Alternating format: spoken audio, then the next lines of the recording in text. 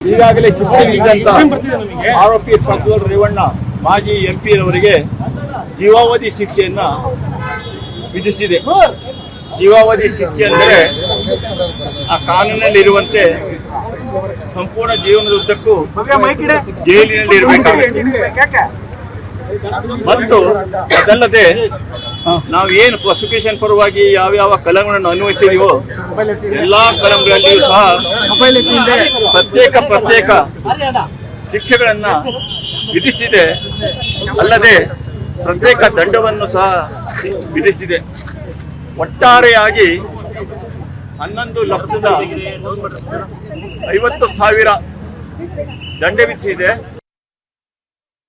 ಜಗದೀಶ್ ರವರು ವಾದ ಮಂಡಿಸಿದಂತೆ ಬಹುಮುಖ್ಯ ಪಾಲು ಅಂದರೆ 11,25,000 ಸಂತ್ರಸ್ತೆಗೆ ಕೊಡಬೇಕು ಅಂತ ನ್ಯಾಯಾಲಯ ಘೋಷಿಸಿದೆ.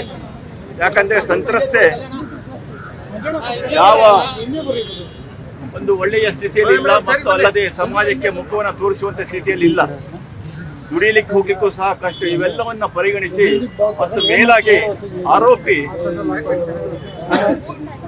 ಸಂಸತ್ ಸದಸ್ಯನಾಗಿದ್ದರಿಂದ ಅವರ ಸಂಸತ್ ಸದಸ್ಯದ ಅವಧಿಯಲ್ಲಿ ಈ ಅತ್ಯಾಚಾರವನ್ನು ಎಸಗಿದ್ರಿಂದ ಗಂಭೀರವಾಗಿ ಪರಿಗಣಿಸಿ ಒಂದು ವಿಶೇಷವಾದ ಒಂದು ಗರಿಷ್ಠ ಪ್ರಮಾಣದ ಶಿಕ್ಷೆಯನ್ನು ಮಾನ್ಯ ನ್ಯಾಯಾಲಯ ವಿಧಿಸುವುದರ ಮೂಲಕ ಕಾನೂನು ಮಾಡುವವರಿಗೆ ಒಂದು ಕಠಿಣ ಸಂದೇಶವನ್ನ